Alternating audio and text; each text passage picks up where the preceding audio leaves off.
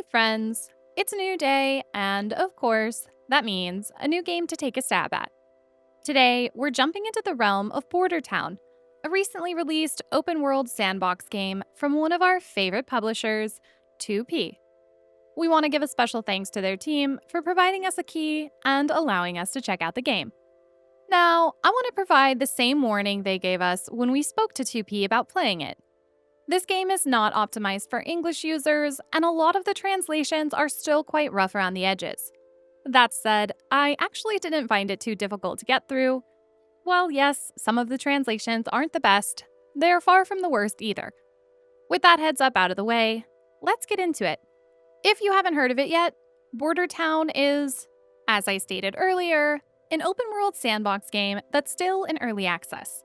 The story goes that this town was once a peaceful and tranquil place that fell to ruin due to an invasion of orcs. The people of the village scattered around the world out of fear, but one resilient old man remained, hopeful that one day the glory of the village could be restored. That's where we come in. His hopes and dreams now rest heavily amongst our shoulders, and it'll be our job to see the task of restoring the place fulfilled. How do we do that, you ask? Well, start by exploring your local surroundings and towns for resources, supplies, and NPCs willing to call your town home. You'll be able to join the Adventurers Guild as well, which will offer rewards in exchange for completing quests. Some of these might be as easy as farming a few choice crops, or fishing up a few dinners, and others will have you adventuring deep into the mines for rare resources, or defeating epic monsters in exchange for their hides and making the area safer. As you climb the ranks, you'll want to explore further out, finding new towns to aid, quests to complete, and in turn, better equipment that will hopefully ensure you don't wind up as bones for the local wolves to gnaw on. As typical in this genre, upgrades come from rare resources and will do increased damage to your foes, making your all-around life much easier. That said, the enemies scale too, and I actually found a decent challenge in trying to manage attack timing and dodging to come out victorious. It's easy to get overwhelmed by a pack of mobs, so make sure you're remaining vigilant. The added bonus of completing quests for random strangers is that you never know who's lonely and looking for a new place to call home. After you complete quests for these specific NPCs, they'll make you the offer of coming and aiding your village in return for a house to call their own.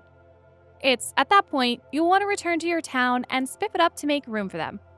Don't worry, you can use the various portals around the world to easily get around the map, and of course, back to your own town. And that is the perfect segue into talking about the village itself and how to build it up.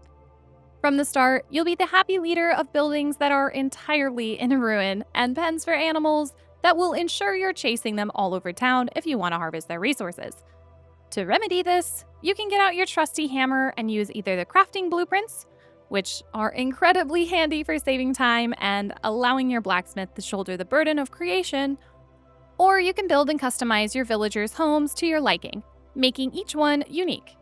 Naturally, you'll need to have the materials to craft said homes, so make sure you're chopping down trees, picking up grass, and mining plenty of stone along the way. At first, what you'll be able to use to craft and customize the homes is quite simple, but the more time you invest and the further out you adventure, the more crafting recipes you'll acquire, and, naturally, the more you'll be able to beautify your village. The second aspect of your village will be the crop and animal farming. The game is not the traditional farming sim where you'll buy animals from a farmer and plop them into a pasture. In fact, one thing I find quite ironic is that you actually have to find the animals out in the wild and, sadly, murder them in the hopes that they'll drop a soul stone that you can place into your statue back home. Statue, you ask? Yes. There's a statue in the village that will purify the spirits of animals and monsters that will allow them to magically resurrect and provide resources right from the comfort of your home. There is a limit to how many you can have at first, but with time, you'll be able to upgrade the statue and increase that limit. I actually have to say I enjoyed the uniqueness to this mechanic. Through killing the animals and monsters out in the wild, you have the chance of getting the resources you need from them. But once you're lucky enough to get a stone to drop, you're essentially able to guarantee a way to farm that resource back home. The limit to the amount you can have also enforces you to play some strategy into what animals and monsters you have roaming around. And you can easily switch them out at any time. So rather than having a senseless amount of beasts in your village, You'll want to prioritize what you actually need, instead of being a hoarder. The last thing I'll touch on about animals is I appreciate the hunger bar they have. Rather than needing to feed your animals every single day, you can load up their hunger bar to full and enjoy 2 or 3 days adventuring without worrying that they're starving. There's also no punishment for them having an empty hunger bar, other than the fact that they won't provide their particular resource. As soon as you feed them, though, they'll be available for gathering again, and life returns to normal. To touch on crop farming, it's as simple as a typical farming sim would be. Collect seeds, plant them in the ground, water them, and then harvest. That said, there are particular NPCs that will see to it that your crops get watered and cared for while you aren't around. And I loved that I could come back to a full harvest without ever having to have watered or cared for them past the initial first time.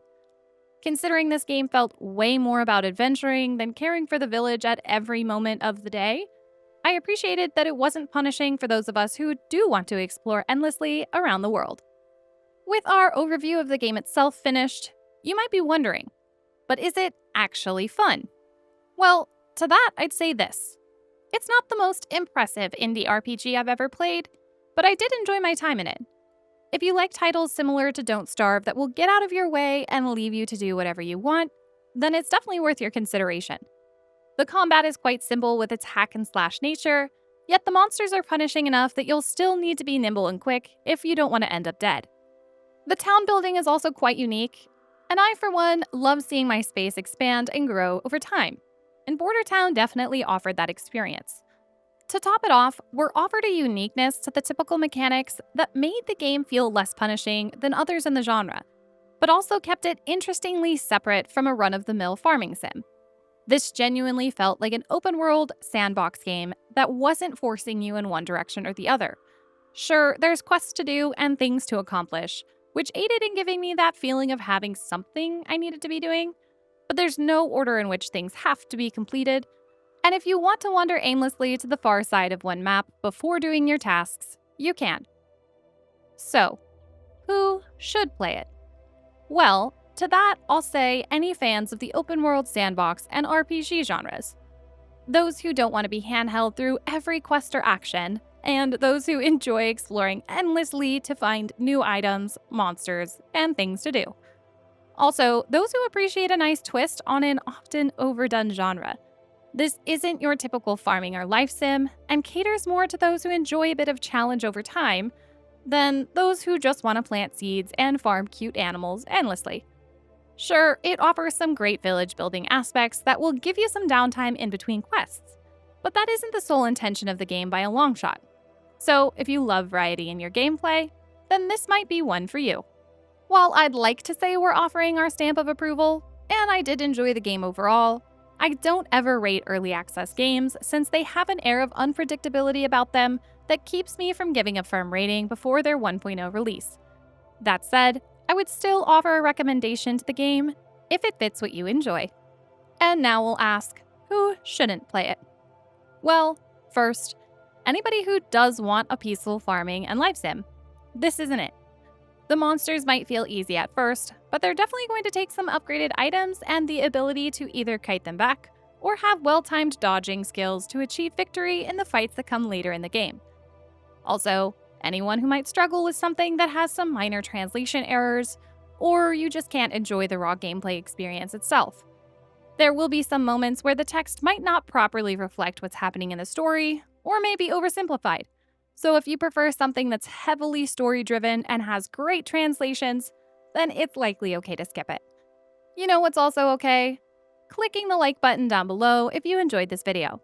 It helps get it into the hands of others who might just want this game in their life. Or to those who might not want this game in their life. Whatever fits them best. Also, consider finding that subscribe button. I can solemnly promise your gaming wish list will remain endlessly long thanks to our list videos, and you can always expect our honest and open thoughts on awesome new game releases.